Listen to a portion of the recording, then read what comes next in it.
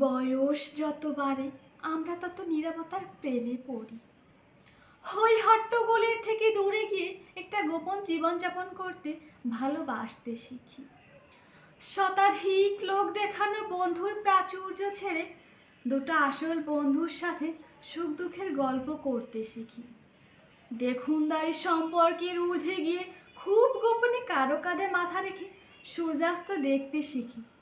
কে সারাটা জীবন পাশে থাকতে এসেছে আর কে সামান্য ঝড়ে খড়কুড়োর মতো উড়ে যাবে বুঝতে শিখে অপ্রত্যাশিত অপমান নিন্দায় বিশ্বাসঘাতকতায় চুপ থাকতে শিখি।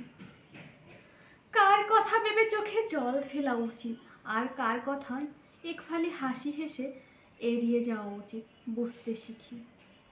জীবনের এই লম্বা সফরে আমরা প্রত্যেকেই আসলে একটা যাত্রীবাহী ট্রেনের মতো।